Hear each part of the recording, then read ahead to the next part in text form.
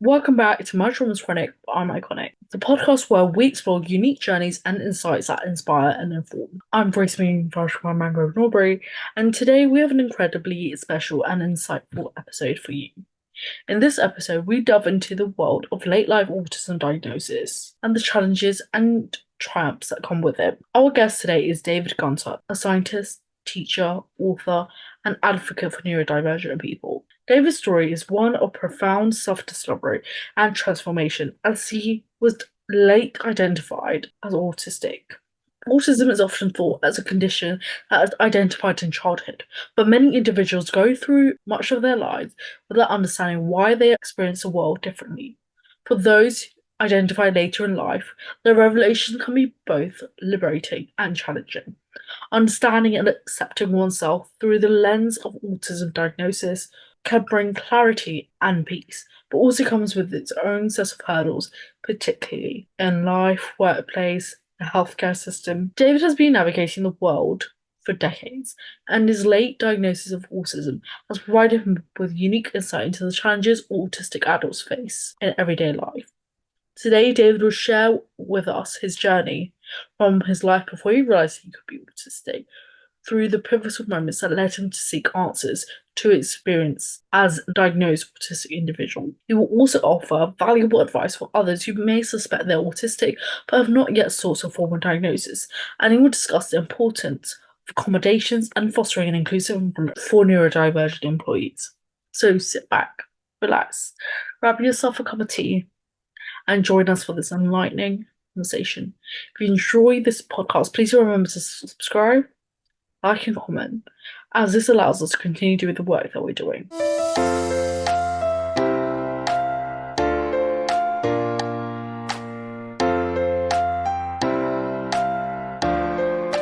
How would you describe to people what you do? What you do, who Oh, you are, who are you basically? two different questions. Who am I and what do I do are two somewhat different questions. I would describe myself as autistic first and foremost. I have a lot of ADHD tendencies as well. That's part of the mix. There's a few other things that are also part of the mix. I am a scientist. I am a writer. I am a teacher. I have worn a lot of hats. I've worked in law. I've worked for the government. I've worked in academia. I've done a lot of things. I was diagnosed, identified, and we'll get back to the terminology later. Um, I was officially identified as autistic with ADHD less than a year ago, and I'm 55.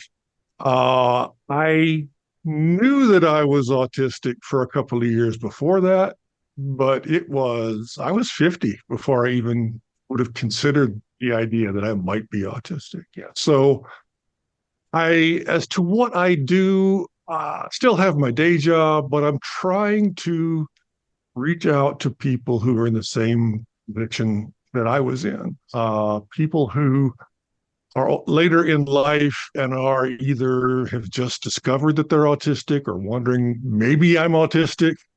And I'd like to reach out to those people and tell them, it's okay. Tell them all the things I wish somebody had told me 30 years ago. And what that looks like exactly, I'm not sure yet. I'm working on a website. I've got posts on social media, primarily on LinkedIn. I'd like to do some talking, speaking someday. But the driving passion is, as someone who is an adult and autistic and who doesn't know it, it's very isolating. There's a lot of uh, judgment that you put on yourself. Everyone else can walk into a room and talk to strangers. Why can't I? Everybody else got that joke. Why didn't I? Everybody else seems to know these unwritten rules for conversation. Why don't I? What's wrong with me? And I would just, if I can free somebody from that, if I can tell somebody that's wrong with you, your brain works a little differently, and that's okay. That's just how your brain is. And if I could help someone connect to the autistic community, help someone stop beating themselves up. That's what I want to do. And I've been at this for a grand total of 4 months now. This is my first ever podcast. I don't know what I'm doing yet. Let's just be Doing honest. so But I well. know You're the doing well so direction I want to go. I'll stop far. talking now. I have a tendency, like many autistic people, I have a tendency to information dump. I tend to ramble. So when I'm doing that, and I will at some point, just tag in, jump in, let me know. You're doing well so far. Don't worry. You're doing so well.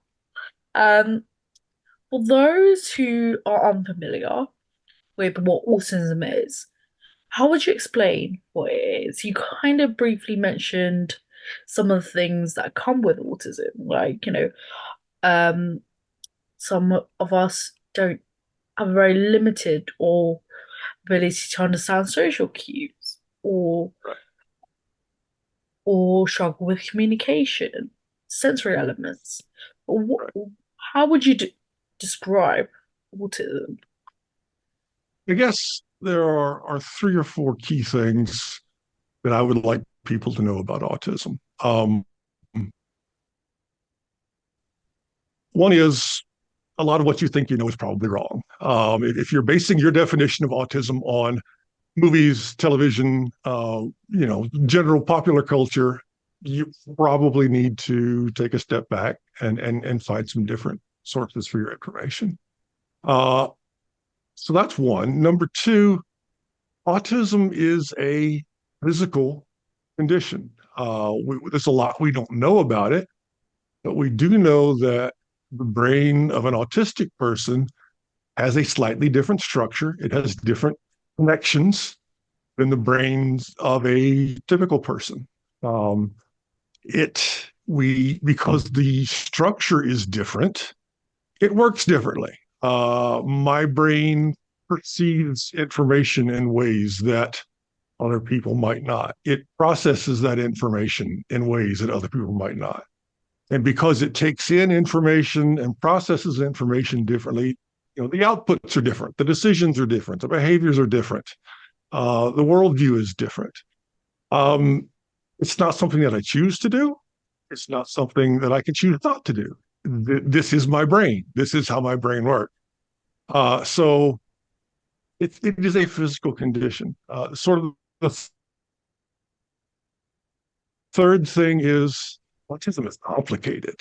There are about 25% of people who have autism are either nonverbal or minimally verbal, meaning they have a spoken vocabulary of less than 30 words. Nonverbal does not mean they can't think, can't feel, can't communicate. It just literally means they don't talk. So around 25% of autistic people are nonverbal or minimally verbal. But another diagnostic characteristic for autism is hyperlexia, having a much larger vocabulary, particularly in children, having a vocabulary that's much larger than their peers. So at one extreme, perhaps an autistic person is completely nonverbal. At the other extreme, perhaps the autistic person has a tremendous vocabulary. You can't lump them all into one neat little box. And finally, what I'd like people to know about autism is it's completely normal. There have been autistic people for as long as there have been people. There's this idea that somehow there's an epidemic of autism and the rates are going up. I don't believe that's true. I believe we're just getting better at recognizing what autism is. We're getting better at talking about it. There's still a significant stigma around being autistic. 5 years ago, if you had said I was autistic, I would have been insulted because what I thought autism was, and I certainly wasn't that. So it's here. It's always been here. It's normal. If anyone watching this, if you start to sort of recognize yourself in some of the things we're talking about, it's okay. Yeah, there is absolutely nothing wrong with autism. Definitely. I think people often perceive people with autism, not just autism, but neurodevelopmental conditions, to Right. be the to it is automatically associated with a lack of capacity. They're incapable of doing Right. anything for themselves. They're incapable of, um, anything and everything. They need Right. 24/7 care. They need 24/7 care. They can't be left on their own, Right. like an infant. Like Right. treated like an infant, they need to be fed to sit. For some people with autism, it is like that. And for some people, All that the is way true. until Yes. they die. Right. And for some people, it's not like that. Whereas there's other people, like me, for example, who's a hybrid. Hmm. Like I require 24/7 care, but doesn't mean I'm unable to do certain things. And people think, oh my God, it must be something so like she must be able to, I don't know, cook, but can't have a job. So they Hmm. see something that the world perceives as more complex for me not to be able to do that. For me, it's the other way around. I won't be Right. able to. I can cook, but I find it difficult Hmm. because it comes with so many different elements Right. that my brain is unable to process. Motion regulation, not my strongest suit, but I can run an organization with like over like 50 staff members. Right. It's and capabilities look different as for everyone with autism. And those like how people assume, which is usually based on middle class white boys, on um what autism looks like. Right. Well, and you know what? There are people with autism that is exactly like how media perceives it to be, but it's not Hmm. everyone. And I feel like Right. Exactly. people need to understand it's a spectrum, and the spectrum is not linear either. It's more of a True. pie chart Yes. Right. with varying degrees.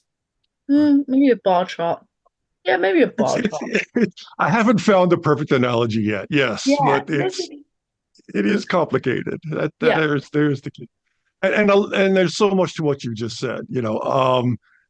Historically, all of the research in autism was in white boys, white European boys, and for years the thinking was a woman can't be autistic. That's just not possible. It's a disease of young boys. Never adult men, always young boys, always white, always European ancestry. And so we are learning that no, it presents very differently in different people, different sex, different genders, different cultures. So it is extraordinarily complicated. Yeah. And you're also right. Even the official definition of autism is all based on. If you read through it, it's all about deficiency in this, unable to do that. It's all focused on the negatives of the things that autistic people struggle with. Hmm. But because my brain is different, I can do things that other people can't do. I have analytical skills that other people don't have. I have, that it's not all deficits, and that's one of the things I wish the world would understand. Is yeah, there are things I have a lot of trouble doing, but man, there's some stuff that just get out of my way because I can do amazing things. Definitely. And the thing is, it's like it's people need to understand it's just the way that you are. It's Right. not a deficit, but it's also not a superpower or a super strength. It's just the Absolutely. way Yeah. you are. It's not Yeah. like, if you see a human that breathes, oh my God, this is amazing. Like such a superpower. Okay. Yeah. It's like it's just the way that somebody is. Right. And it needs to be like, this is how somebody is. I'll let them be and I'll continue on with my day. Right. Right. Because you posted, we will link it like in like the description, but you posted a post recently on LinkedIn. I think it said, if you have autism and or ADHD, what would you want the world to know? Or something along those lines. Right. And there's so many people commenting the same things, and I was like, it's clearly a pattern. And these people, they may know each other over LinkedIn. Most of these people don't know each other personally. It's just a group of, neurodivergent people, like a support group in a sense. Um, Yeah. and they're like, people are threatened by the fact that we're different. Right. And it's not just neurodivergence, it's like race, sexuality, Hmm. neurodivergence, all mental Right. health. Everybody has mental health, but the varying degrees of difficulties that come with it is different. Um, Before anybody comes at me for that, uh, it's um, it's like when they sense something's different, they're like, "Oh, Right. what is this? Like this is Yeah. unfamiliar, so it needs to be like Right. outcasted. This cannot exist in this world." Right. Yeah.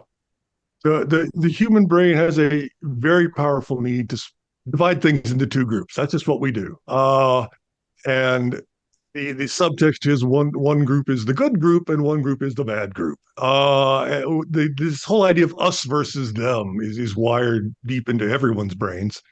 And if I look at you and you're not us, then you must be them, and they can't be trusted. We want to keep away from them.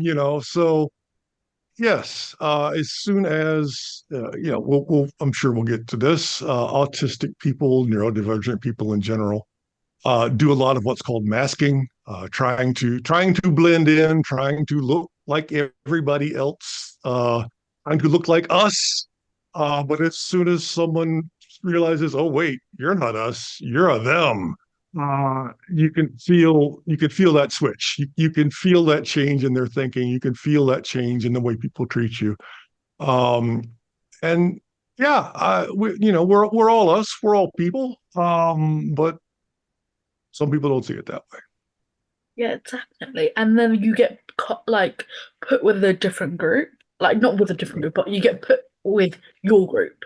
This is your Right. people. You stick with Yes. your people, and we'll. Right. It's like Everybody in their box. yeah, it's like a segregation of how the mind works. Right. And it's Put a for label me, on it, put it in a box.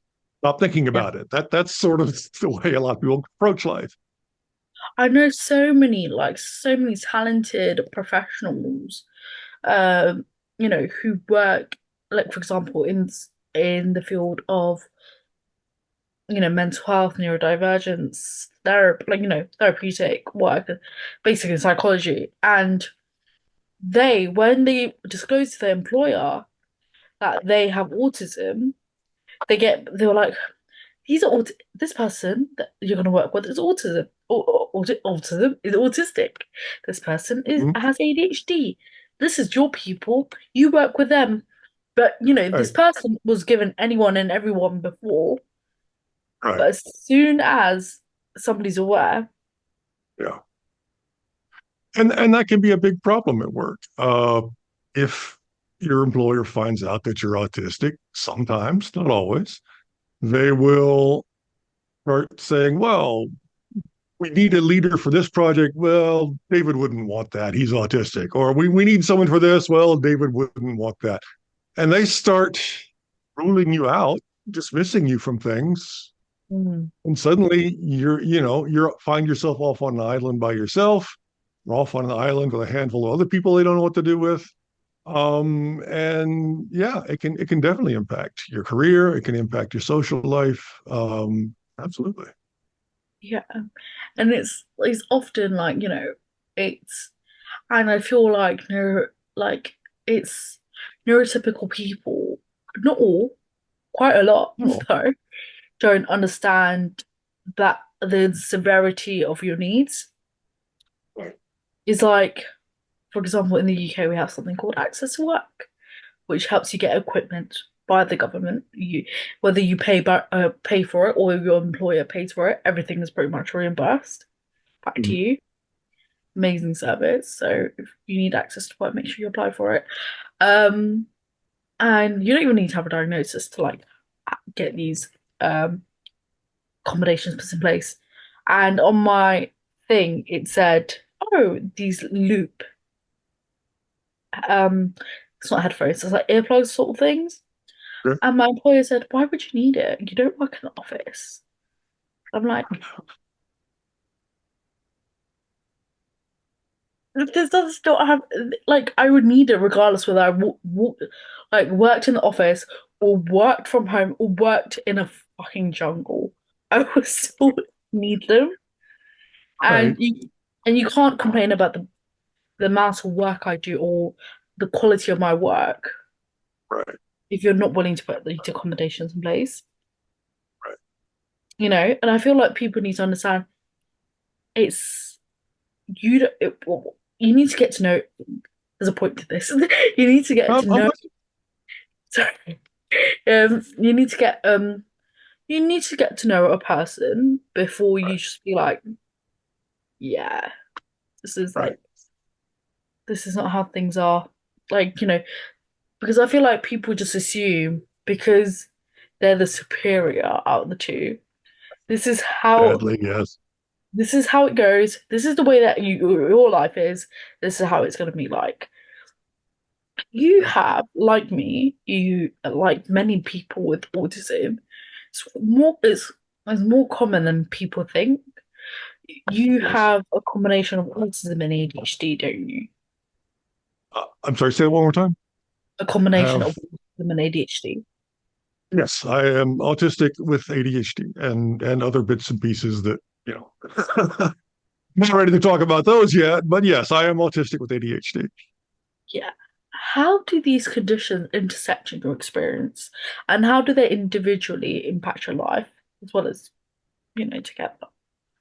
Yeah, it is interesting.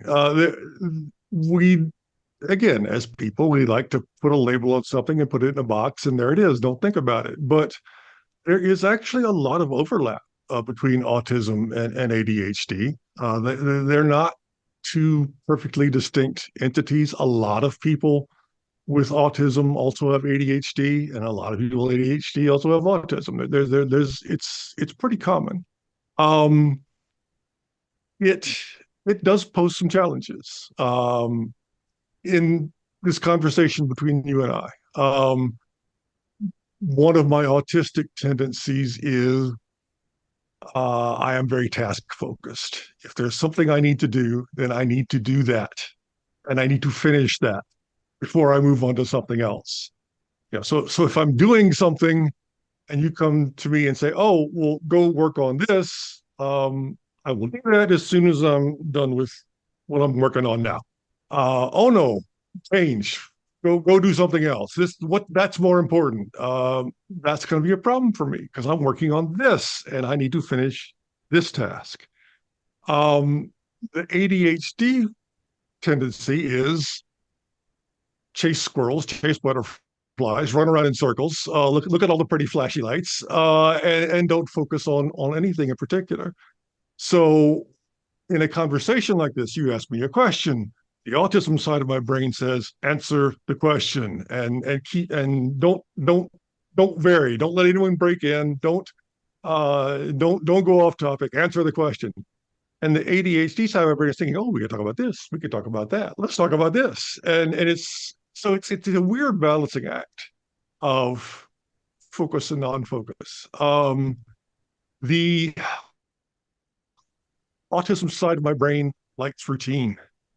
I am happiest and that function at my best when I'm on my routine. If I have to travel for work, um, that causes lots of problems because I'm not on my routine. I had to fly. I had to sit in an airport full of strangers, and there were lots of noises and lots of things moving around. And now I'm sleeping in a different place, and I'm not on my schedule, and I'm wearing my work clothes and not my work from home clothes, and so my autism thrives on routine. My ADHD loves the new and the novel, and wants let's shake things up. Let's do something different. This is boring. So it is an odd balancing act. It is one that I'm learning to manage. I discovered that I was autistic about 2, 3 years ago. The ADHD only discovered within the past few months. And so I'm still trying to figure out how to embrace that, how to sort of integrate the autistic desires and the ADHD desires, but it is not easy. It's it's people think often is, you have autism and that's it, or you have ADHD and that's it. Usually with neurodevelopmental conditions, um, you'll usually have co-occurring conditions. That could be physical, that could be mental health related, that could be another neurodevelopmental conditions. The most common one is ADHD, autism, and ADHD. Before you, found out formally or found out that, you were autistic, um, what was your life like before that? Um, I, sort of as I mentioned at the top, I was very aware of the things that I could not do. Um, very aware of difficulties in social situations. Very aware. People who are autistic tend to communicate in a very literal, very direct way. If I tell you something, then that is, so far as I know it. And um, neurotypical people don't talk in a very direct and factual way. So in conversation, if someone says, "How are you?"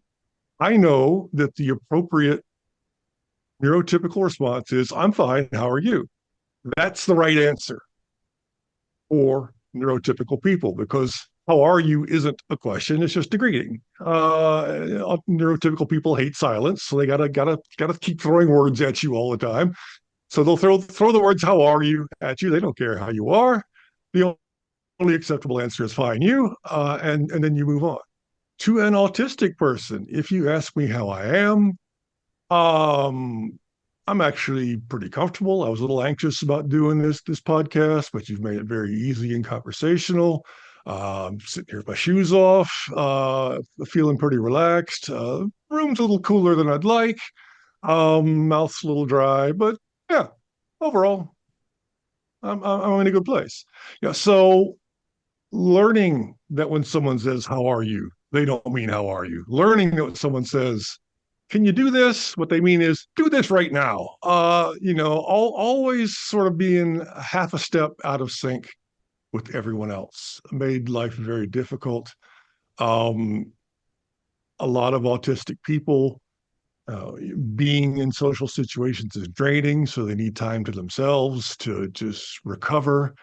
Uh, I didn't know, why is it everybody else is going out to the bar and having a good time? And the last thing I want to do is go anywhere. So I was very aware of the social issues. I uh, I thought I had social anxiety, thought I had social phobia. Um, Tried to get help for that, didn't work. Had depression um, starting back in high school. Um, Turns out maybe that wasn't so much depression as autistic burnout, which is what happens to autistic people when they try and try and try to be like everybody else and can't. And that happened to be all day, every day in high school. I just couldn't not be different. And in high school, being different is about the worst thing you can be. So I have sought therapy for depression many times. As an autistic person, I do what's called stimming. A lot of autistic people do, where they need to move or manipulate object. Uh, Soothing. It provides a sense of control. It's not something that I necessarily choose to do, but I was always tapping on the table, always tapping out complicated patterns on my fingers. Um, I'd get stuck on a word, and someone would say a word, and I would have to say it 2 or 3 times. And so I thought I had Tourette's syndrome, clearly, because uncontrolled movements and vocalization must be Tourette's. So I spent a lot of time chasing a lot of different things that I was not. Um, and once or twice, I took an online test for, am I autistic? And the answers always came back, maybe, who knows?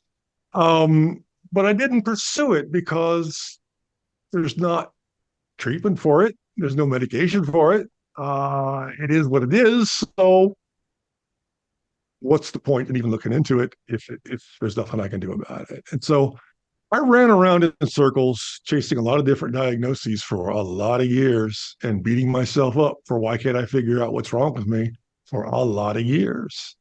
Um, but again, the autism has its perks. Got through, I have a doctorate in veterinary medicine. I have a PhD in physiology. I've done, prestigious research positions. I've worked in patent law. When it's time to focus on something and analyze some data, I'm all over it. You need someone to go into the library and spend all day learning everything there is to learn about something. I'm your guy. I'll do that happily. So it caused me a lot of problems socially, but professionally, vocationally, it helped a lot. I don't want to minimize that because autism isn't just deficits; it's deficits and strengths. So it was confusing. If I had to put it in one word, confusing would probably be the best word for what life was like before I figured out I was autistic. Like, what was your initial reaction? I know you can't like pinpoint, Right, exactly when, but like, right, what was your initial reaction when you felt a connection with autism? And you're right, like, this is it. This could be it. right. This is the answers I've been waiting for decades. It was not that dramatic. There wasn't a switch that got flipped. I said, here, this is who I am. Um, I was going to a therapist for depression. By complete coincidence, he had done some work with autistic children. Um, so he sort of started gently putting on the table that, some of the things that you're talking about are also true for autistic people. And so I started doing some research on it because that's what I do. I'm a voracious, I will research anything until I know everything. So I started doing some research into, okay, I think I know what autism is. What is it really? And our understanding of autism had grown dramatically in the 20 years since I had looked at it last. Um, and it began to resonate. And it's like, okay, yeah, I do that. Yeah, I understand that. Yeah, okay. Um, but it took a long time. It took years for me to go from maybe to yeah, this is who I am. It was definitely a process, and I did not through that process through those first couple of years. I did not pursue a formal identification, testing and whatever to see if I was autistic. It's hard to get in the U.S. and it's expensive, and there's always a long wait list. I understand some of that's true where you are as well, but mostly because the autistic tendencies. I don't want to leave the house and go talk to a stranger for hours about deeply personal things. Um, Partly because I was satisfied that okay, this is who I am. Um, and I only went for that formal identification because I needed it for legal reasons. I needed an official piece of paper that had the word autism on it, and I thought that's not going to change anything. I know who I am, but oddly, having that official identification made it more real somehow. Um, it went from yeah, okay, I'm autistic to wow, this person who's an expert agrees with me. I guess I really, really, really, really am. And one of the things I've been doing, I got that assessment, let's see, 8, 9 months ago. Um, One of the things that it's done for me is it's allowed me to look back and reassess a lot of things in terms of, hey, I wasn't defective. I wasn't the problem. I was in a bad situation, and my autistic brain did the best it could. And that's why I did that. That's why I felt that. So it's still going on. I'm still working some things out because, I had 50 years of not knowing I was autistic and blaming myself and thinking a lot of things. So it's still an ongoing process. If I ever get there where I've got it all figured out, I'll come back and let you know. But I don't think it's going to happen anytime soon. What resources or support systems did you find most helpful during your journey? I think I just cannot overstate the importance of talking to other people who are also autistic, talking to people who get it. Um, I have an excellent therapist, the one who pointed me toward this diagnosis. He's a great guy. He is neurotypical. He understands autism from an outsider's perspective, from an objective. He's read a lot about it in book perspective. There is no substitute for talking with someone who actually understands the way your mind works. Um, I love talking to other autistic people because we can just talk. We don't have to do all the neurotypical um, filler and social nonsense that I don't fully understand. I can just say to them directly, "This is what I am feeling," and they can say to me directly. They can respond directly, and I don't have to worry. Part of the masking, I'm not always aware of my facial expressions, my tone of voice. So sometimes I come across as hostile, angry, whatever. I don't have to worry about that when I'm talking to someone else who's autistic because they get it. They have that same situation. And so just if you even think you might be autistic, anyone out there, connect with the community, talk to people. There's lots of us out here who are willing to talk and help you try to make sense of what you're doing. So that far and away, that was the best option. There are a lot of books out there, and I'll recommend a few. I'm sure attached to this podcast we'll have some links, and I'll give some specific recommendations for things. But uh, my for the day to day, what does autism mean for me as an individual day to day? It's the talking to other autistic people that helps the most.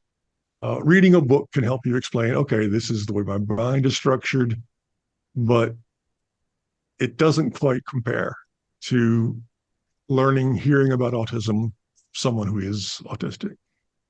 When you received your autism information, was there anything that you changed in your life that, were like, okay, now that I have a bit more understanding, a confirmation of what could be going on, did, what did you make any changes? Because, often people be like, I know this is how I've always lived, but when you get answers, sometimes the struggles are exaggerated, and you're like, okay, because for some you don't feel the need to continue masking or mask as much, so you might be like, okay, I'll get noise cancelling headphones, I might do this differently. Was there anything like that?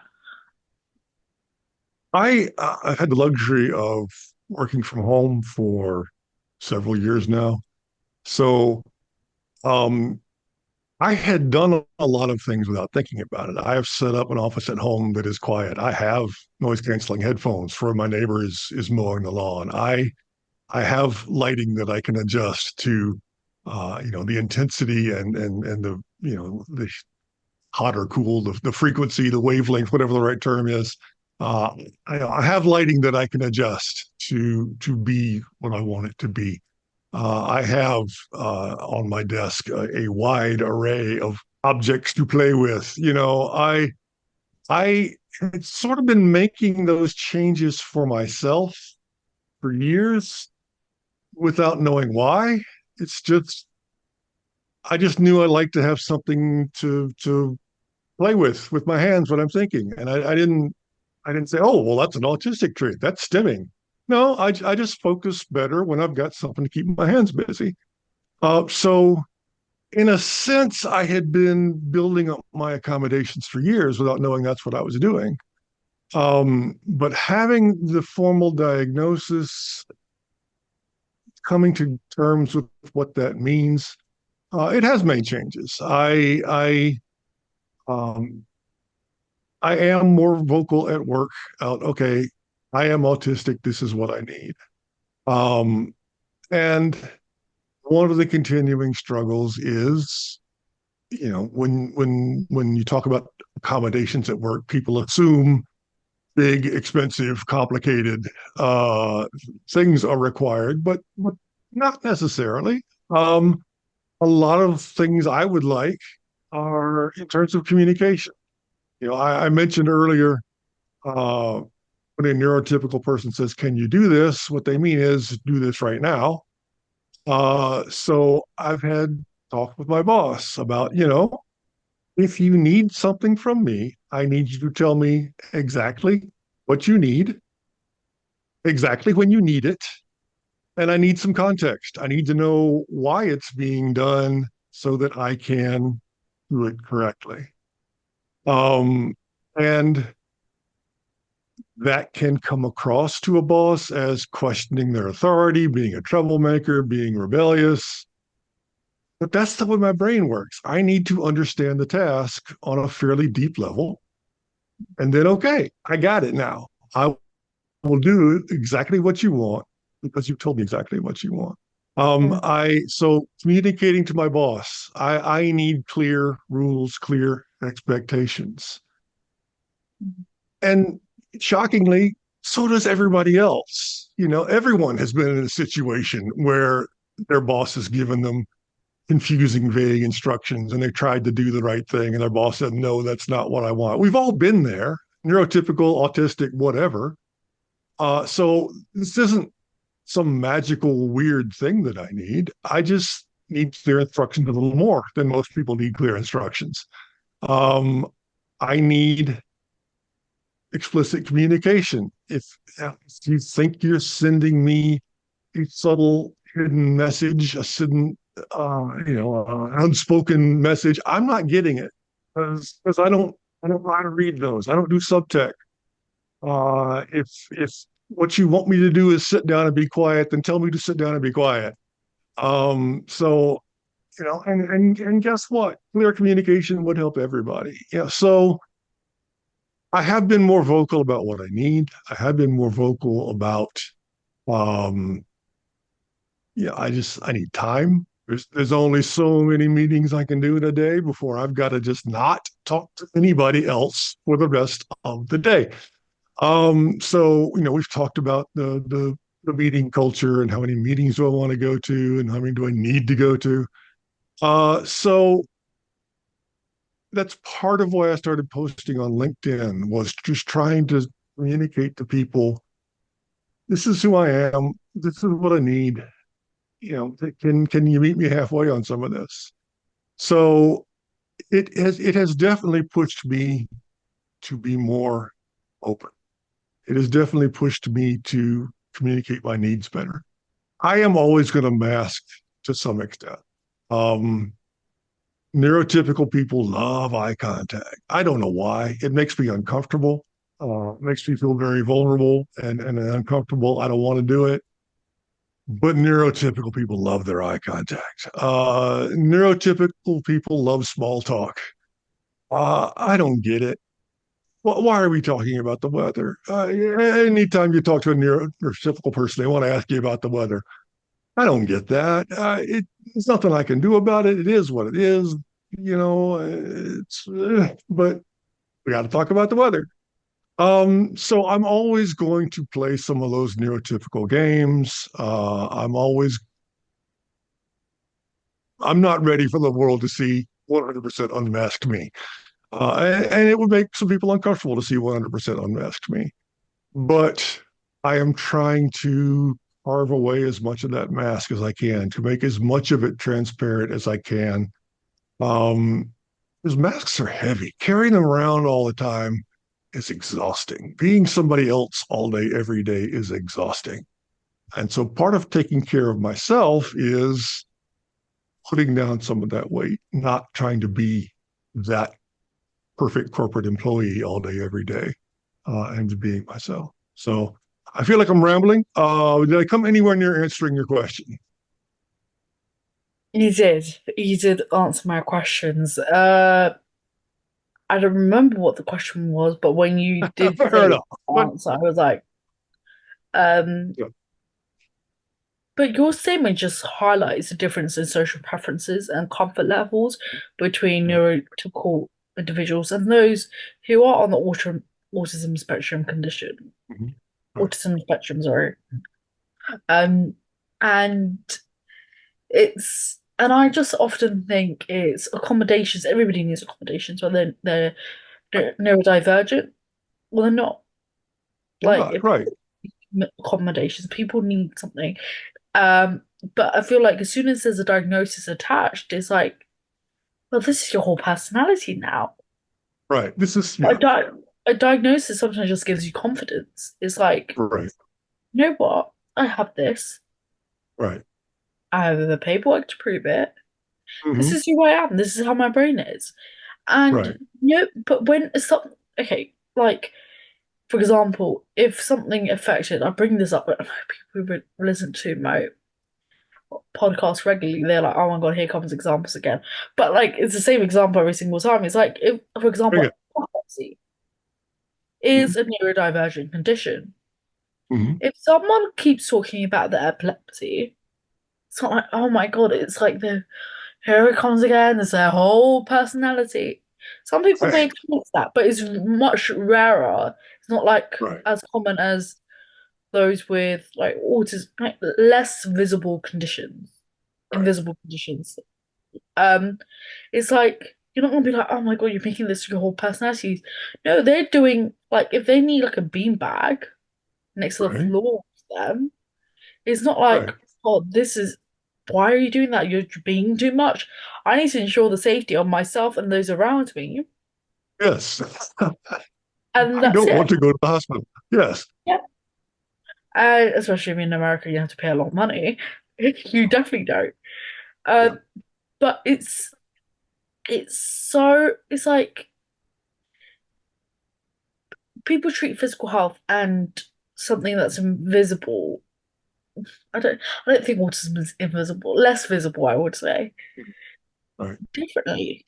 Is you need accommodations, they need to be made, and Hmm. it's if you're unwilling to make them, that means you're just a shit person. And for those who say, you're making it your whole personality, bitch, this is how my brain works, and that's the end of that. Right. Right. Yes. Your brain works a certain way. For example, epilepsy, from what I know, from what I understand, it's there's Right. something that's different about your brain which causes seizures or other epileptic symptoms. Hmm. And it's like there's nothing different except it shows more physically. Right. And it's like, and for a person with autism, for them to show it physically to an extent where everybody's like, "Ooh, danger," that's them Right. in distress, or that's them Right. feeling so overwhelmed, so dissociated, so fed up with everything that Right. it doesn't just affect them. Right. It's not just harm to themselves, but harm to other people as well, or harm Exactly. to the property around them. Right. If you don't make those Right.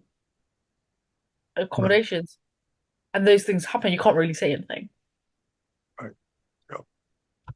And Talking, and sorry, but a lot of people sort of, if they see accommodations as special treatment. Oh, you want special treatment. If we do that for you, we have to do that for everybody.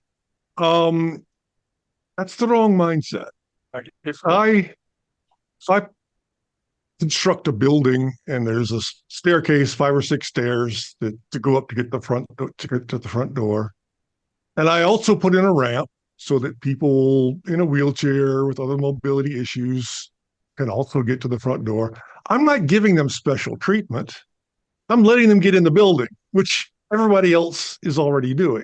Right. The fact that they have a ramp that lets them get in the building doesn't stop anyone from using the stairs to get in the building. It doesn't hurt anyone. It doesn't make anyone less. It just means now everybody can get in the building. And now that we're all in the building together, we can do whatever it is we went there to do. So when I ask for an accommodation, um, I had an office, worked at a job where I had, the infamous open office floor plan, the cubicle farm, lots of people around me talking and on the phone and talking to each other and moving around and making noise. I could not focus at all. It was just way too much sensory input. And so I asked, is there a quieter place I can be? Oh, well, if we do that for you, we have to do that for everybody. Well, hey, yeah. So, I mean, if everybody can focus better and the company's productivity goes up, then great. But B, no, you don't have to do it for everybody. I'm asking if you could do something for me, or at least let me wear some earplugs or something. Um, but accommodations don't mean I think I'm better than everybody else and I need special treatment. It just means, hey, I would like to be able to do what everybody else is doing, please, if that's an option. So, And it's like, it's for me, it's like, it's you don't like I agree with you. You don't have to do that for everyone, and like it's they think special treatment will be the case if the playing field is equal. right, Then it's special treatment. You want an office? Have an office. Like, right, yeah, but no, I have autism. right, You want to see me productive work? You want my numbers to be the same as you in whatever job you do? right. And you're like, yeah, but the field is not equal, so you No, the can't. playing field is not level. It looks level to you from your neurotypical perspective, but me, no. I've got noise and things that I can't deal with right now. So yeah, And it's, you know what? The one thing that I don't believe is in equality. Equality and equity are two very different things. yes, they are. And I feel like I believe in equity more. Is have you seen that picture with like two boxes for each person? But doesn't mean the They're adolescent, trying, and the adult can see over the field. I mean, right, they're over all the trying to look over a fence, and yeah, yeah. And I know the one you're talking about. Yes. and Um, it's like and I feel like it's the lack of awareness, the lack of education, and I don't care what you do and who you do, but I think as a manager, I don't care what you do, what industry you're in, you need to be aware of like you need to be aware of neurodivergence, you need to be aware of mental health, you need to be aware of physical health conditions. You don't need to be an right, expert, right, you just need to know a little bit about this so you can right. understand, not understand, but can be less ignorant and less of a stupid fuck that everybody wants to beat their face up. Like literally, it's it's so much. And once you tell, and these people wonder why their retention is low. They wonder why their staff are having an absurd amount of sick leave. But I don't know why my voice went back. An absurd amount of sick leave, and they get ill, and their sick leaves are finished all 28 days, and they're like, oh, I think sick leave is 6 weeks. Anyway, you get the point. Like, I'm it, with you on your point. Yes. yeah, it's like you can't. It's like as much as a manager is willing to put in, is what your Mhm. employees are willing to put in. Yeah, there's a And lot of if truth you're to that. and and I feel like a manager needs to lead by example. And if they don't, it's a you issue, as in like it's a manager's issue. It's like, yeah, I can never. It just makes me angry, and I feel like I've been like, I I feel get like that. neurodivergent people, they're so calm. Well, they try to be as calm as possible, but when the Right. situation's repeated and the ignorance is still there, and it's not lowering, it's not like going down anytime soon. It's just scaling and scaling and scaling, up the cliff. And you're like, then you see the angry side, and you're like, oh, that's unprofessional. You are unprofessional to begin with, and this is me just returning the same energy. Right. Yes. Mhm. Right. Anyway, go Yeah, away. no, I'm with you. I'm with you. Um, so do you like? Do you notice that there's? What do you think about the stigma surrounding? Um, we're talking about autism and ADHD in particular, mainly Right. focusing on autism. What do you think about the stigma surrounding autism? I it is still very strong. I have worked several jobs. I went into um, yeah, I'm always very careful whether I disclose my autism, how I disclose it, who I disclose it to, because it is absolutely still out there. Um, a lot of people, um, as I said before, see us as defective, less than, incapable, unable. Um, and a lot of that is bred from ignorance. They just don't know. They saw a movie once, and one of the characters in that movie was autistic, and so that's autism. And um,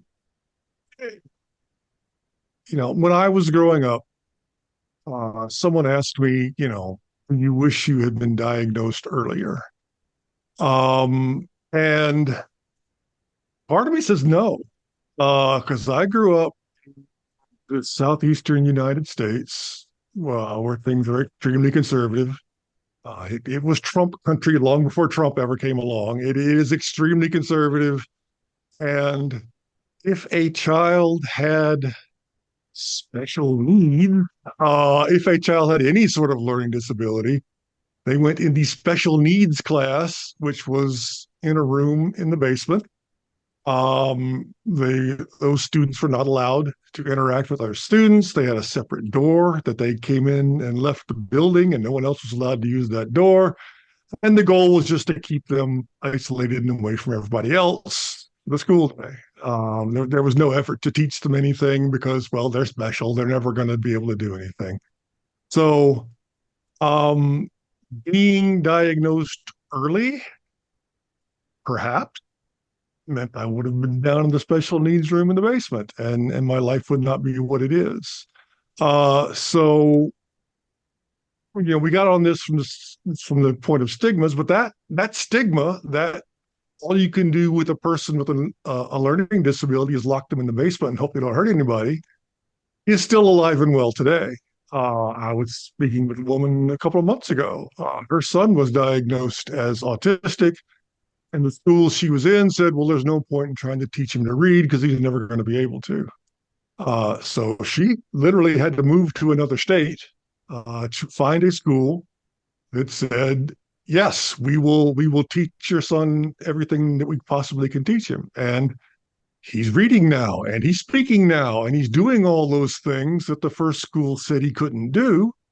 Um, but he lost 2 years out of his life, 2 crucial early years out of his life where he could have been learning things and wasn't, because someone locked him in a room in the basement and never taught him anything because they thought he couldn't learn it. So the stigma is real. It's out there.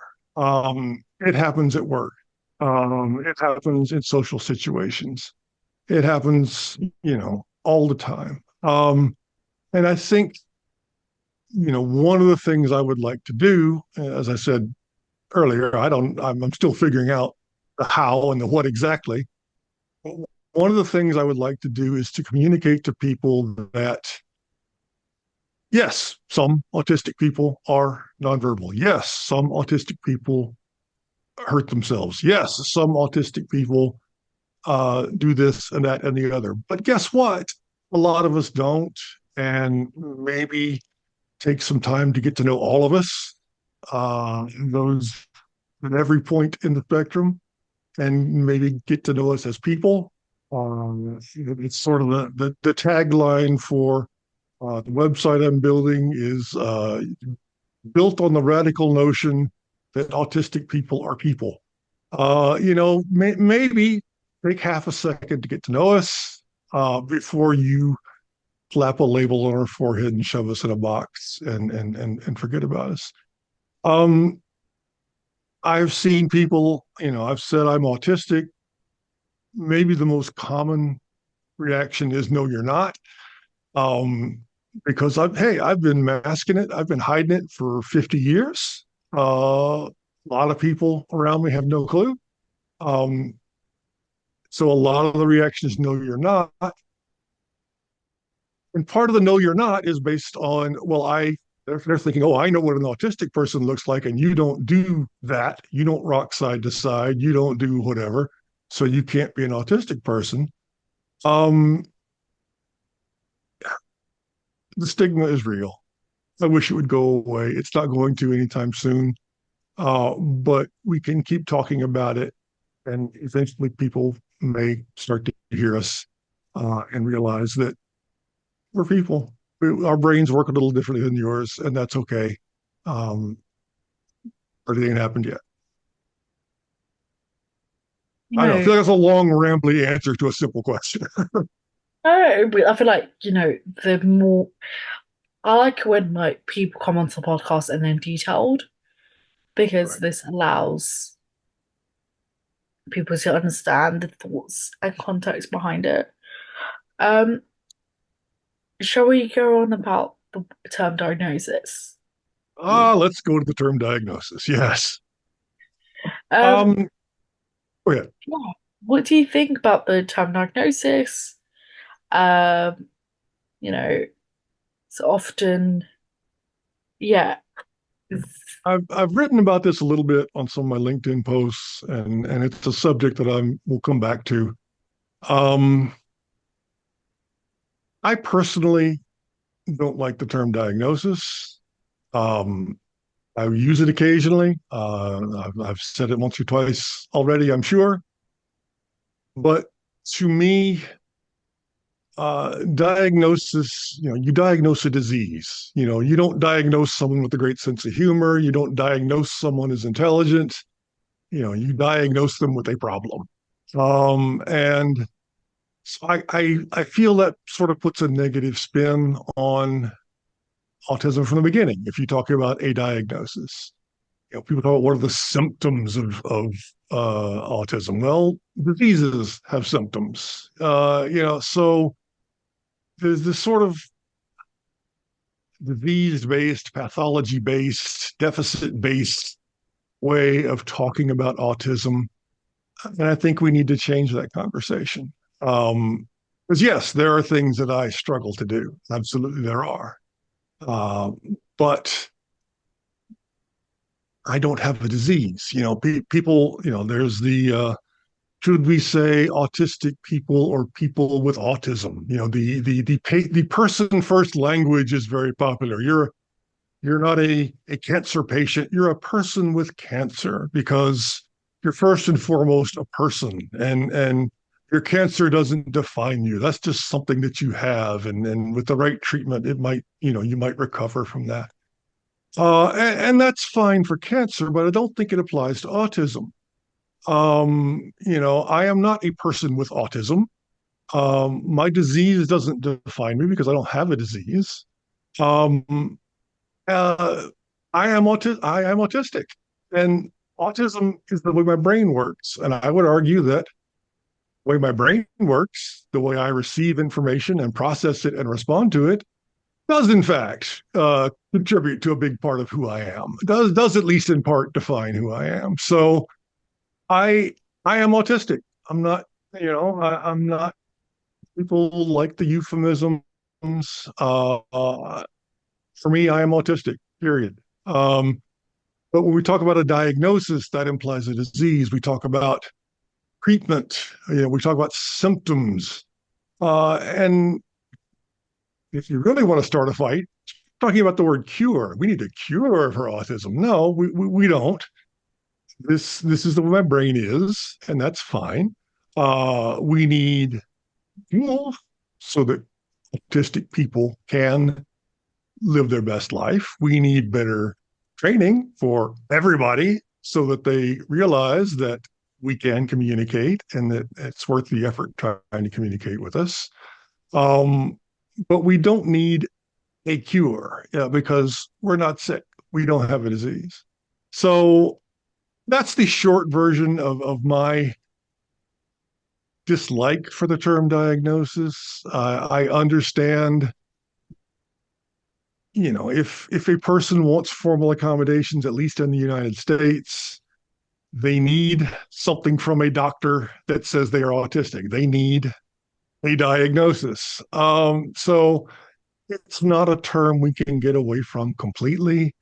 And it's not, I'm never going to start a fight with somebody because they said the word diagnosis, but I try very hard to talk about being identified as autistic, discovering that I'm autistic, rather than diagnosis or self-diagnosis, because those words feel wrong to me.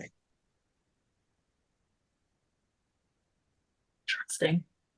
Um, yeah, it's you know what I've never heard, because I think you're the first person that I heard with this opinion about the term diagnosis. And it's like it it it gives some the English word just slipped out of my mind. It gives All right. some it gives some it gives some idea why people not would not like the term diagnosis. And it's yeah. I think, I can see where you're coming from, Mhm. but I would agree to disagree. And No, and that's yeah, fine. I'm not going to jump through the screen and fight you over whether we like use I the word want us to diagnosis. have a conversation, but Right. often when I have like conversations with people, I'm saying this because I would like to delve deeper into this. It might come, you discussed this earlier, it might come off as argumentative or angry, or I just, don't want it to come off that way. Right. It's like you made a few points um about the term diagnosis. And I agree with the fact that it's not a disease or a medical condition. Right. Um, hmm, I agree with the Well, fact that it's and a disease. Um, Medical condition. I feel like the medical condition one I'm kind of iffy about because I know that's it's fair. you. Oh, I never used that term before. Iffy. Oh, fuck. Sorry. I feel kind of like I don't know how I feel about it because I'm like it's. I feel like it's a perception of society Mhm. which influences DSM-5 criteria and stuff like that. Um, because I feel like because once things are out of the norm, then Mhm. they been seen as um you know something unique, something that differs from what Right. the norm is. I Right. feel like it's like there are people in the United Kingdom. I feel like there's also a cultural aspect that comes into this. In the United Kingdom, there are people that think it's a disease, but the majority thinks otherwise. Whereas Mhm. from my research and the knowledge I have from talking to people with neurodivergence, what in the field of neurodivergence, um, Mhm. I've discovered that's more of a thing in the United States of America. Oh, Which yeah, I find really, really strange because I'm like, like, I can't really shrink because I'm like, how is it? How is it a like, yeah, yeah, how is it a disease? I just don't understand that part. It's very, Right. it's like, it's, yeah, it just doesn't make sense. I feel like there's a lot of cultural context as well. There I is. think, I think that And there's identity, and there's personal bias. I mean, yeah, I am a veterinarian. Patients come in, I diagnose what's wrong with them, you know. So in my mind, diagnosis is linked to medical problems. mm, And that's not true for everybody. And I get that. And so I have friends who use the term diagnosis, and that's fine. mm, Um, it's not battle I want to fight, but yeah, to me, it is important that when I speak, I talk about autism as, the words you're using, difference.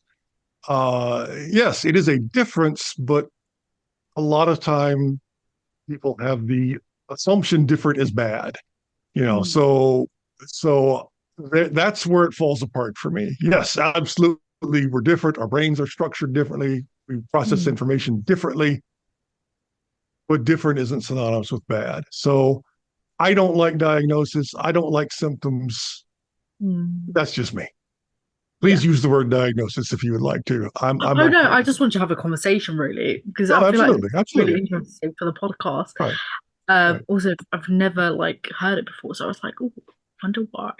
Um, Mm-hmm. it's do you, it's the one thing that I don't understand. I agree with you about the fact that people see it as a separate condition to who you are, and I'm Right, like, how is it different? It's like how your brain works. It's who I right. am. It's Mm-hmm. like it's in my DNA. Like Right, it's it's great. It's like right. Yeah. This is it's me. like This is who yeah. I am It's and who like I've always been. I feel like it's like race, sexuality, weight, race, sexuality, your ancestry. It's like that. It's part of who you are. Right, And that is what like neurodivergence is, part of who you are. And I just those who think that's just a strange thing to think for those who think that. Uh, right, because I feel like it's it's I feel like it's all these opinions, such like, the fact that it's like a disease and mm-hmm. then like it's a separate part of who you are. And I'm like, who's saying these statements? It's definitely not Mm-hmm. neurodivergent people. And I'm like, if a neurodivergent person says that, there are maybe some people, you know, And there are, yes, there are. yeah. I can But introduce you to a few. Yes. I'm like, seeing it as I'm like it's a lot of these statements are made by neurotypical people, and I'm like, who are you to determine whether it's a Yes. disease or whether it's a separate part of my being, Right. where you do not know how it feels, you don't know how it's like to live with it on a daily Right. basis, and it's like, what if you're diabetic? You know, Right. is it is that does that mean that is what does that mean for you? Separate from who you are, Right. you don't need that incident. It's separate from who you are. It's a figment of your imagination. I Right. just don't And what understand. else needs insulin? You want special treatment? Yeah. So Oh yeah. my God, did you hear about this guy that's getting prosecuted? Oh, he has a Chinese name. I can't remember. But a lot of people have gone to him as a cure for diabetes, instead of using their insulin. So Mhm. he has many charges for manslaughter because Oh, he's just smacked them in the face. And it's like, because the adrenaline will help you oh for a my. bit, but if you keep doing it, I don't. Yeah, take your insulin, Right. people. Lovely. Um, But I think again, I think part of it is the mindset different is bad. yeah. I think part of it is a misunderstanding of what autism is. Mm, If what you picture is autism at its most intense, then maybe you see that as a disease. And part of it is, look, I'm really good at faking it. I am really good at masking. So when I say I'm autistic, they say, no, you're not. There's nothing wrong with you. Well, no, I didn't say anything was wrong with me. What that Yeah. said was, The I'm only person autistic. implying that is you. Yeah. Right. I'm like, So it's who I am. Like I say, it's how my brain works. It's how my brain has always worked. It yeah. is the And only way I I feel, know. If someone could wave a magic wand over me and make my autism go away, I would say no, thank you. I like the way my brain works. I'm making my peace. It's still a process with the autism and the ADHD and the other bits and pieces. Um, but this is who I am, and I'm making my peace, and I'm learning to like who I am. So let's not change that. yeah. And I feel like I was explaining for like the sake of the podcast, I'm gonna explain my thing again because I don't think I was being clear enough. I think there's like four or like five reasons to like the points that you made why I would disagree. I feel like I Right? should have. I'm not. Bring I'm them. not challenging you as a person. I'm challenging your No, I idea. understand that. No, and we please I don't love ever when we are apologize for like. that kind of thing. I want to have the dialogue. I want the ideas to see the light of day. So please, if you disagree with I me, feel say like we're so. so used to speaking to like. Usually, if I was speaking to my friend who's neurodivergent, I would just be Mhm. like, "This is how I feel."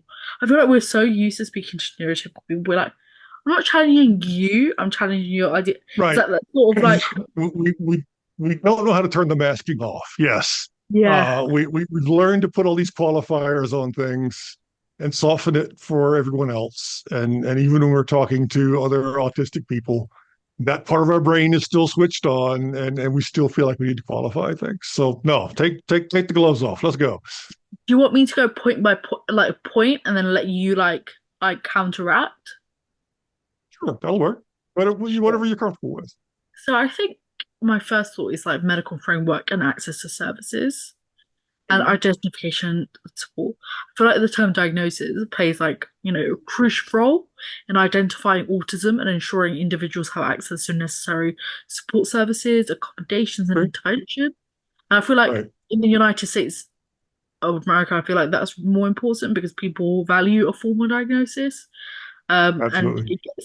it opens up more gates for you. Mhm. In the UK, you can get work accommodations done without formal diagnosis.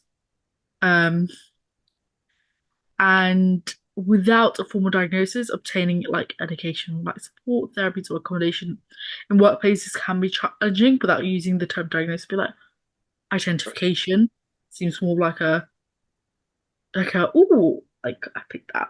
It differs person to person, but from neurotypicals. And then I feel like the medical diagnosis often, I feel like it's, yeah, do you have anything to say to the first point? I'll let you have the first point. Oh no, I agree with what you're saying. The term diagnosis is not going to go away. In the Yeah. U.S., at least, anytime you apply for an accommodation, the first question is, okay, we're going to need documentation from your doctor that you are actually disabled or whatever. We're going to need to see the diagnosis. So that is always question one whenever you ask for a formal accommodation. It is tied into the medical industry. And so, yeah, I freely admit the term diagnosis is never going to go away. And you're right, it is largely culture. There is definitely a cultural component to it. The healthcare system in the U.S. is fundamentally different than the healthcare system where you are, and that has all kinds of implications. So um, I agree with you. The word diagnosis is not going to go away, um, but it's still one that I try not to use because in my head, diagnosis equals disease. I don't have a disease, so but that's my bias, and I freely admit that. Um, so so if so I have a question. So Sure. so if it, if it's not if you do not use the word diagnosis, what other terms do you use? And I use And that's confirm. part of the challenge is there's not really a great word. I I discovered that I am autistic rather than say self-diagnose. I went to a therapist and she identified me as autistic rather than she diagnosed me as autistic. Um, those are the words that I try to use. Um, but again, that's me and my bias. If someone asks me when were you diagnosed, it's going to depend on the context. I brought it up, when we were talking before the podcast because that's the whole point of the podcast is for us to have a conversation about neurodivergency and what goes on inside my head. In a social setting, if someone asked about a diagnosis, I would probably just roll with it and tell them when it happened. So um, it's not it's not a fight that I fight. But for myself, I was identified as autistic. I discovered that I was autistic. I learned that I was autistic. I realized that I was autistic. Those are more the verbs that I prefer. Would wouldn't that give a um but would that be stigmatizing the term diagnosis, which can in turn perpetuate like myths and misconceptions about certain conditions like autism? By using the term openly and appropriately, wouldn't it be educating the public and reduce like ignorance and fear associated with various diagnoses? And wouldn't people understand it as a holistic approach when it comes to healthcare? Because right now people are looking at physical health and physical health only. Some practices are doing physical and mental health, and then it's like physical health, mental health, and neurodivergence. And that's a fair point. I had not thought about it in those terms. That is a fair point. I don't want to minimize what autism is. Yeah. It's not just on a whim. One day I woke up one morning and thought, oh, I must be autistic. There is a lot more to the process than that. So I hear what you're saying. Let me ponder that for a little bit. So let's move on to your next point and I'll ponder that one. So I feel so uncomfortable. Get Oh, it. You're not going to hurt my feelings, I promise. oh. So my next point is like, isn't would so if it's not a diagnosis, if it's not Mhm. like a condition, it's not a disease, it's like a condition. It's not What, a disease. I will agree with condition. yeah, But but then what make again, what disease carries that negative. Diseases are yeah, bad. I hate the There are word no disease. good diseases. Yeah. Um. What then? What would why then if it's not a if there's like the word diagnosis not used or Mhm. implied, then what will be if somebody with autism or any sort of neurodivergent conditions would need support? Mhm.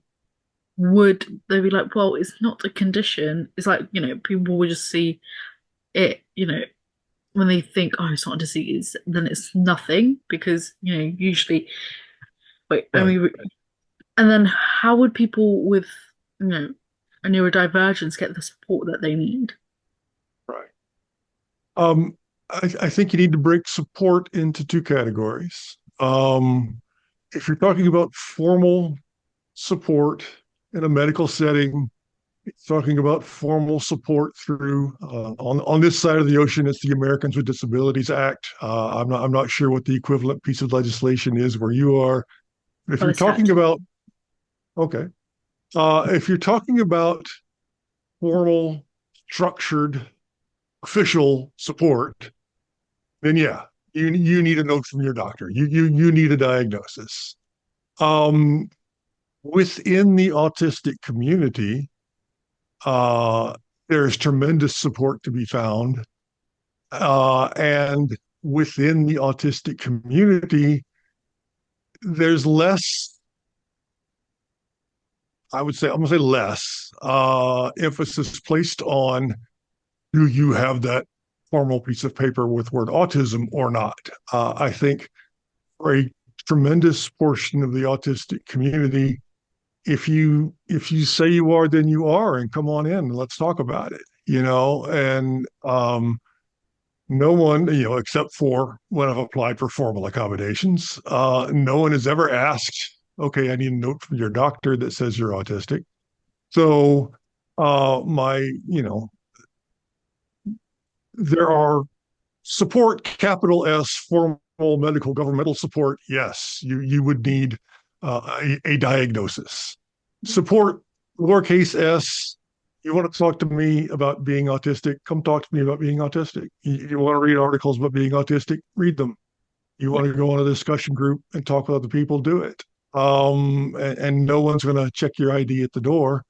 The autistic community is very welcoming and very supportive. So I agree with what Um, you're saying. mm, It's at the end of all of that to say, I get what you're saying yeah. about Can we support, move on capital to a S. more concerning thing? Hmm? I know you don't run the United States of America. I know, like, you don't decide how corporate organizations Right, work or right, organize like business in general. But right. why do you need a formal diagnosis to get the support that you need? What if someone is struggling? Like, for example, in the UK, the waiting list is 3, 4 years long. Let's just say for ADHD is on average 5 years for adults. If I'm wrong, I think I might be, I could be wrong, but It I'm is pretty, measured in years. I know that. I couldn't put a number on it. Yeah. yeah, but with children it's much quicker, especially when you're in care. Um, and it's free though. It's free. It's free. It's on the NHS unless you want to go privately. Hmm. But in America, even if you have insurance, it Hmm. only covers so much. Right. So I I would expect this approach. I would expect from the United Kingdom, be like, okay, this is what it's going to look like. You need a formal diagnosis, you need a letter, you need that document stating that you have autism or whatever neurodivergent condition. And the United States of America take an approach where like, it's USA at the end of the day, but still, like being like, if you say that you have it or you might have it, or you feel like you have it, or you self-diagnose yourself, that this this is the case and what accommodations you need, and we'll try and put it in place. Or you have like some sort of governmental service, like something similar to access to work, where you'd be like, this is an issue that I have. I might need, you know, a special desk, or something like that. Why is it like this? It is an outstanding question. Um, I don't have an answer for you. Um,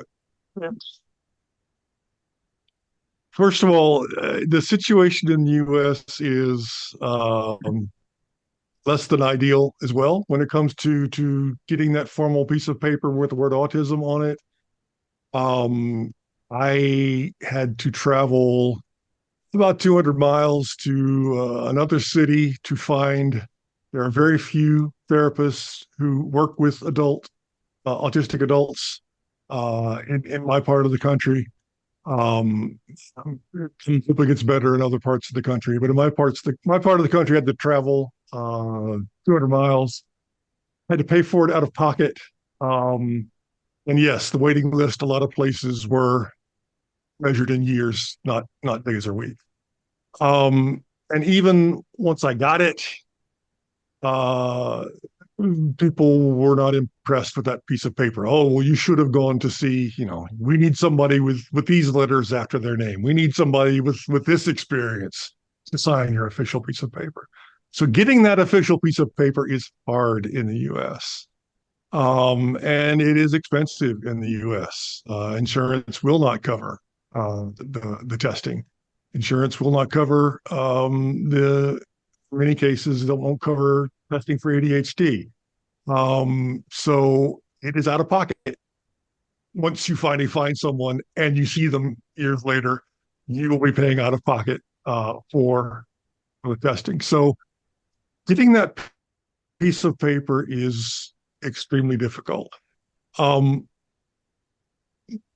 yeah, again, it's sort of like support with a capital S or support with a lowercase s. Accommodations with a capital A um, through the Americans with Disabilities Act require a diagnosis. And there's that word What's the point diagnosis of again. that? They require that formal recognition. Accommodations with lowercase a, and this is another thing that I would want autistic people to hear. You can go to your boss and say, hey, it's loud in here. I'd be able to focus and be more productive if I could wear some earplugs at work. And I'll bring the earplugs. You don't even have to give them to me. I'll bring some earplugs from home. If you let me wear them at work, I'll be more productive. And you can have that conversation with your boss and never say the word autism and never say the word accommodation. And hopefully your boss is reasonable and says, yeah, sure. So, and you can have an informal understanding with your boss with or without the formal piece of paper, with or without getting the federal government involved. So that is the route that a lot of people take. I'm not going to tell you I am autistic. I'm just going to make it clear to you that I need clear written instructions for what you want me to do. I'm not going to tell you that I'm autistic. I'm just going to tell you that, whatever. I need fewer, I need a quieter place to work. So the corporate world is happy with things how they are. Now, the corporate world makes lots of money, and the corporate world um, has no great. There's no driving force. There's nothing to motivate them to say, "Oh, okay, we'll make life easier for everybody." So long as the shareholders are happy and profits are high, so be it. That's sort of how the American corporate world works. So could it be different? Yes, I believe that it should be different. Is it likely to be different anytime soon? Probably not. This is just the system we're in. You don't need to answer this question. Do not feel Bring it. obliged. How much did it cost you to get your autism diagnosis? Total package, the autism diagnosis plus the ADHD diagnosis, it was close to $1,000 How much? out of 4,000? pocket. Excuse me, You say 4,000? 1,000, close to Oh, $1,000 for the two diagnoses out of wow. pocket. Once I found someone who would do it and waited until they had an opening. So yes. So we talk about um, you know, people talk about, oh, the diagnosis rate is this, and more people are being diagnosed. Well, a lot of us, didn't get diagnosed for half a century because we couldn't at all, and we only did it now because we had to, and it was expensive and unpleasant. If we had free, easy, unbiased, readily available diagnoses for autism in the U.S., we would find that, hey, it's a whole lot more common than anybody thinks. But that's just not going to happen. So with and that's just a diagnosis, so £1,000. And one thousand $1,000 pounds close enough. Yeah. for quite a lot of people is a lot of money. It's Uh, an impossible amount of money for a lot of people. Yes. 1,000, I think I said pounds instead of dollars, but $1,000 wow. And that, I think that's like 800 something pounds. Somewhere around 800 pounds, yeah, give or take. And would it be cheaper if it was children? Uh, Rules are different for children. Sometimes insurance will cover diagnoses in children. But as far as the US health industry is concerned, on your 18th birthday, your autism just disappears. There are no autistic adults. Um, there are different rules for children. I don't know what they are. I don't have children and haven't really looked into it.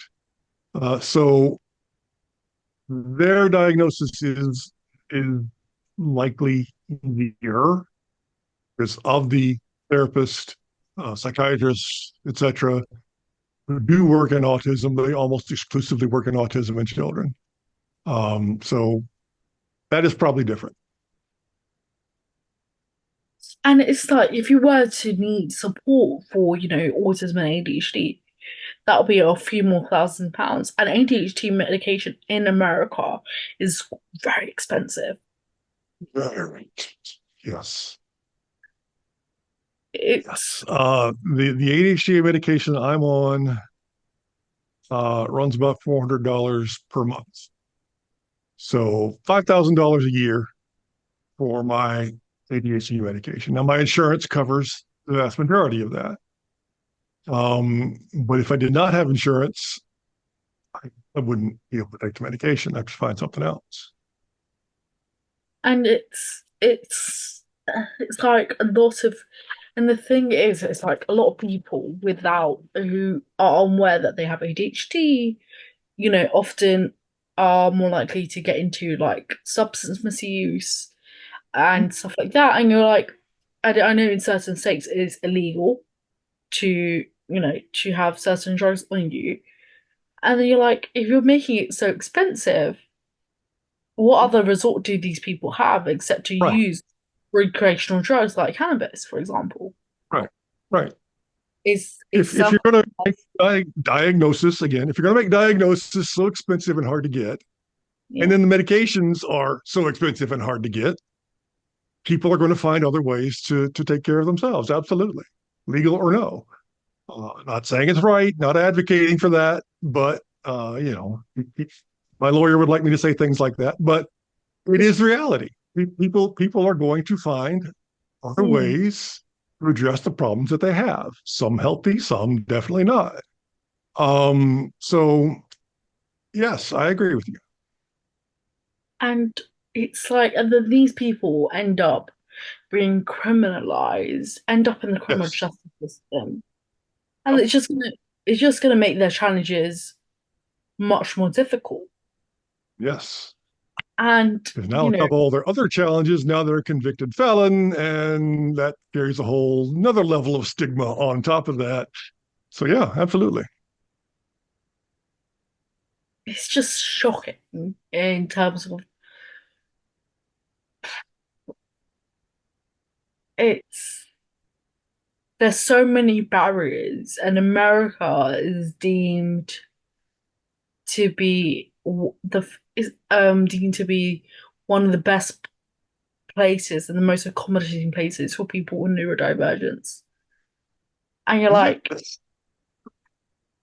I don't know that to be true based on my experience.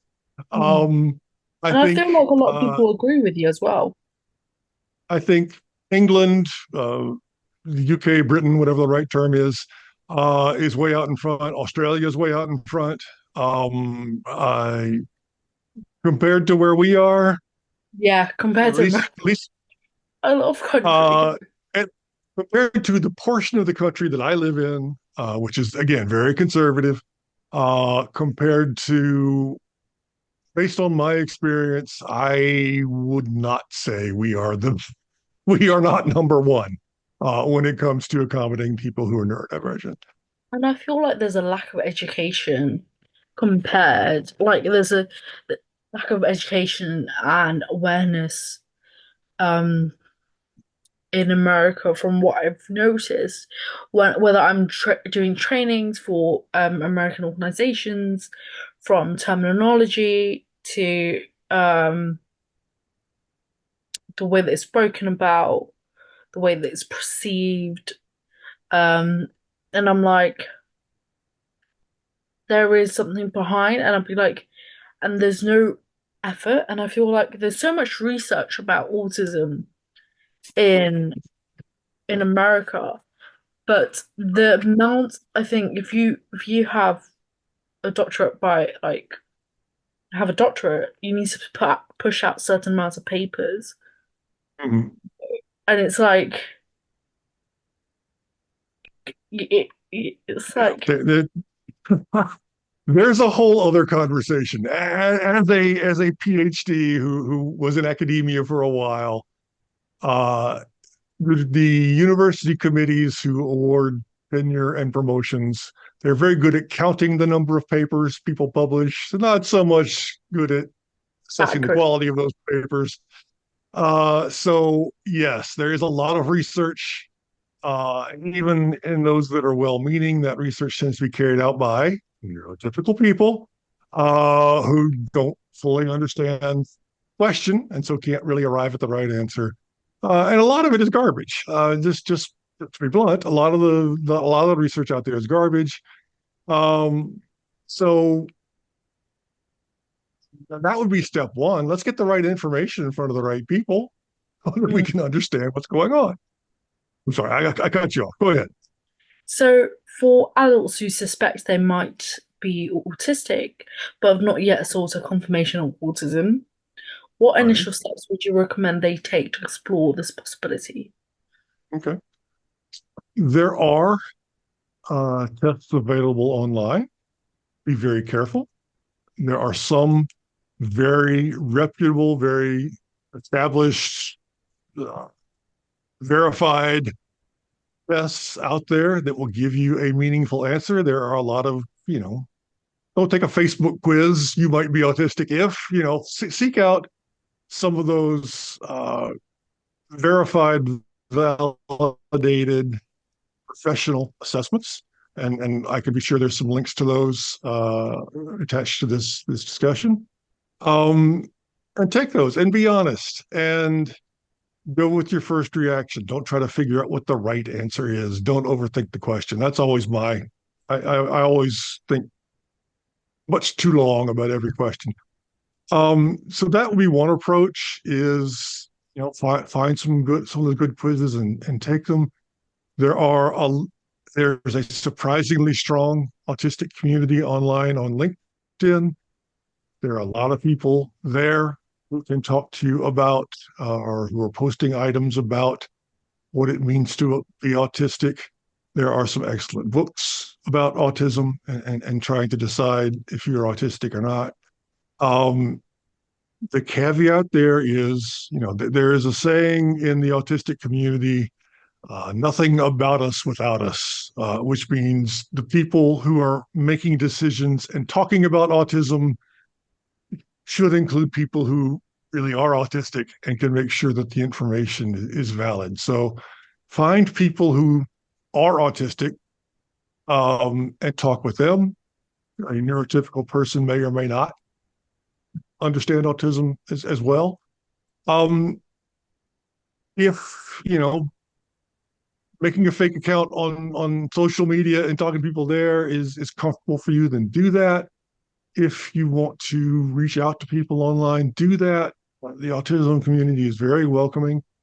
Um, if it turns out you're not, okay, you're not. If it turns out you are, great, you are. Either way, the autistic community is generally very happy to talk about what autism is and what it means. So don't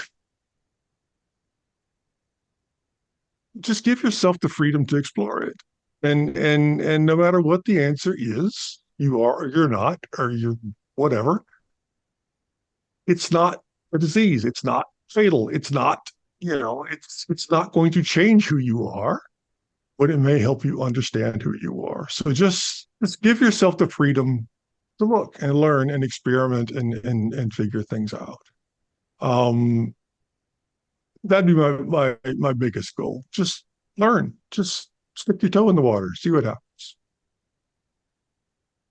What advice would you give to individuals who may be hesitant or uncertain about seeking formal confirmation of autism?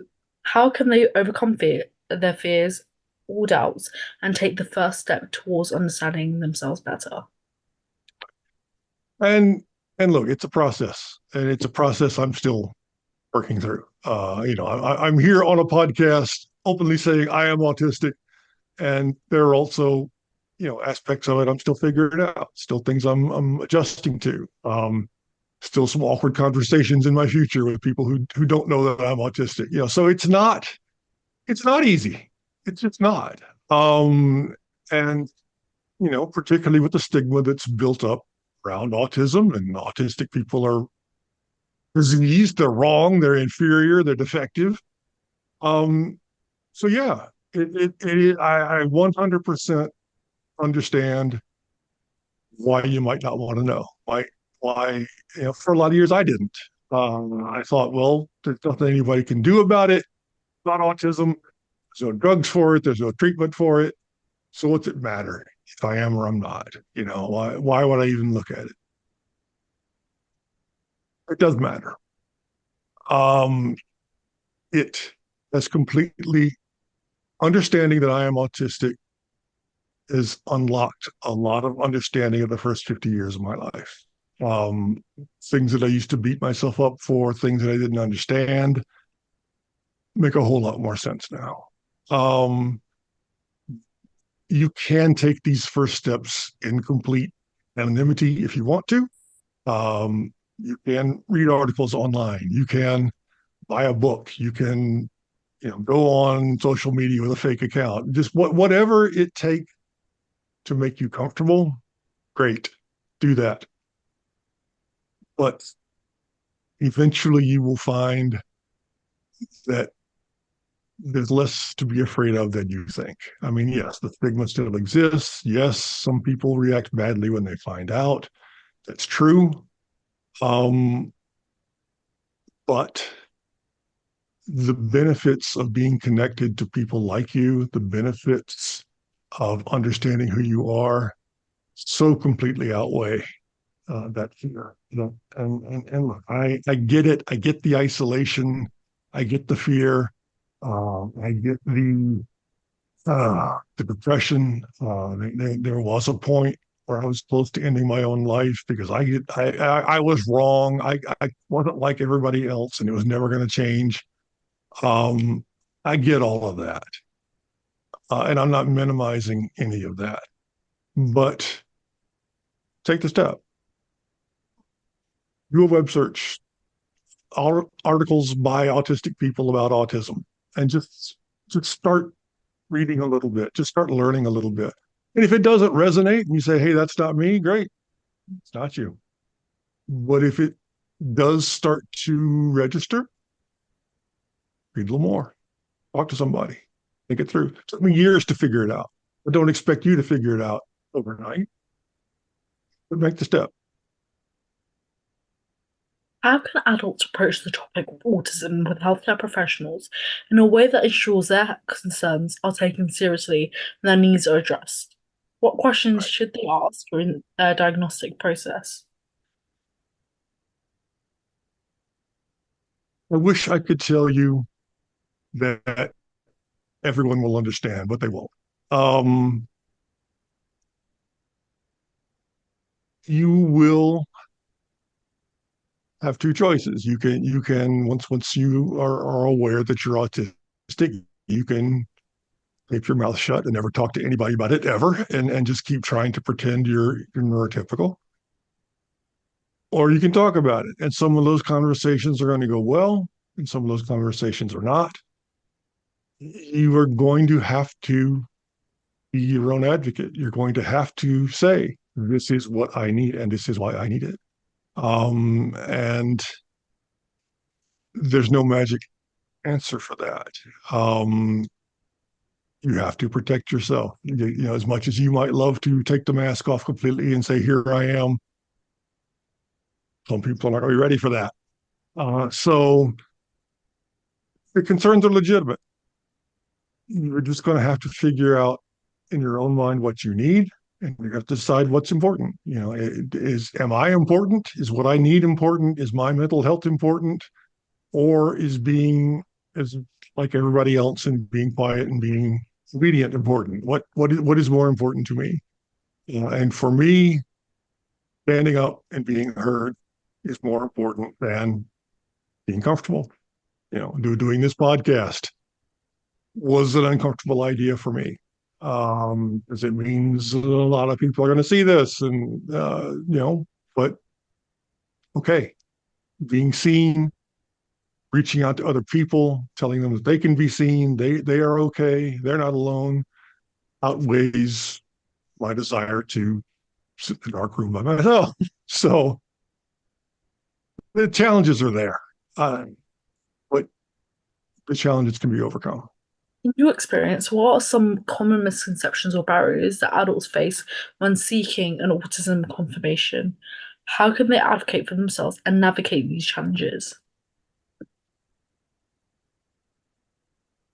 It's tricky because, as a whole, autistic people, as I mentioned earlier, they're not great with subtext. They're not great at reading the room. They're not great at social interactions in the sense that they take things at face value. Um, we get tricked a lot. Con men love us. We will agree to things because the nice man said it was true, so it must be true. Um, so all of that is true. Social interactions are tough for us, but you need to do your best to sort of read the room. Is my boss going to be open to this conversation or not? Is my friend going to be open to this conversation or not? How much of this conversation can I have with this family member versus that family member? Um, and you're going to make mistakes occasionally.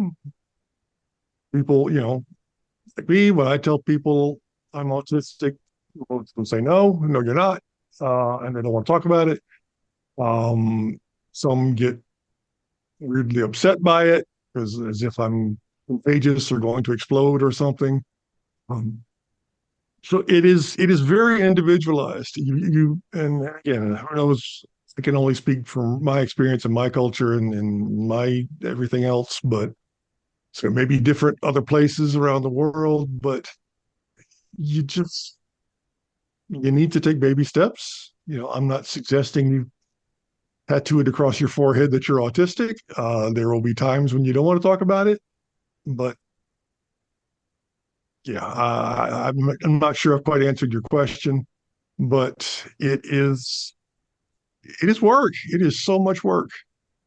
Ironically, carrying the mask around and hiding is a tremendous amount of work. Taking the mask off and being honest is also a tremendous amount of work. But in my experience, doing the work to take the mask off and be authentic is so much more rewarding than doing the work to hide who I am and pretend I'm something I'm not. Did that come close to your question? Again, I never know. Okay, it's fine. Don't worry about it. Um, as we strive to create more awareness and understanding of autism in adulthood, what role do you believe autistic individuals themselves should play in advocating for their needs and rights? Right. Um, I don't like the word should. Uh, Words that I don't like. What good autistic people do. It's not my place to tell you what to do, how vocal to be. I am posting about my autism on LinkedIn. I am appearing on this podcast. I am launching my own website to talk about autism. I hope to, give talks in a corporate setting about autism and how autistic people in the workplace. I choose to be very vocal. I am not saying everyone should do that. Some people, that's not the right approach. As we talked at the beginning, autism is complicated. And because autism is complicated and everyone's brain works a little bit differently, everybody's strengths and weaknesses are a little bit different. And what standing up for yourself or standing up for the autistic community means to me is not necessarily what it means to anyone else. So step one, free yourself from the should of what I need to do, what I must do, what's the right thing to do, and figure out what works for you. What level of transparency works for you? What level of openness works for you? What situations? Any conversation, at least for me, for many autistic people, any conversation is a huge drain in energy. So, and you only get so much social energy per day. So, where do you want to spend your social energy? Do you really want to spend it having an argument with someone on the bus or wherever about what is autism, or do you want to just let that ride and have a conversation with a friend about, hey, here's what I need. I was shopping yesterday, in fact, and overheard half of someone's phone conversation about how they're going to take their dog to a different groomer because the groomer they used last time was autistic, and they just don't want to deal with that. And part of me, the part of me that yearns for social justice, the part of me that wants to stand up, really wanted to talk to that lady about, so what? If she is autistic? Do I want to have that conversation standing in the aisle of the hardware store with a complete stranger who is unlikely to change her mind about what groomer she uses? Well, that's probably not the best use of my energy. So pick your battles, pick what you can live with, but pick what you can't live with. What you have your times when you need to stand up and say, look, I'm not going to accept that treatment anymore. Look, I need you to do this for me. Fight for you, because the neurodivergent, the neurotypical world is not gonna. They're gonna try to fit you in a neat little box, and it's up to you to knock the lid off of that box and say, no, this is me. This is who I need. Okay. The last question is there anything else you'd like to add before we conclude this episode? I guess three key points, and we've touched on all of these, but to people who are aware that they are autistic, congratulations. This is who you are, and it's good that you know that. There is nothing wrong with you. Um, Learn about who you are, learn how your specific autism works, learn how to not only get by, but thrive in life. Um, there is a huge community of us out there. Reach out, find us. We're always happy to welcome you. For those who, as you mentioned earlier, aren't sure, maybe I am, maybe somebody I know I am. Yeah. Verb conjugations. Maybe somebody I know is. Um, Learn, take those steps, figure it out. It's worth knowing, and even if it turns out that you're not, you'll have a better understanding for people who are. So don't be afraid to do that. And for those who are not autistic in particular, neurodivergent in general, you need to learn too. You need to understand who we are, because we're not going away. This is how my brain works. This is who I am. Um, See us as individuals. See us as people.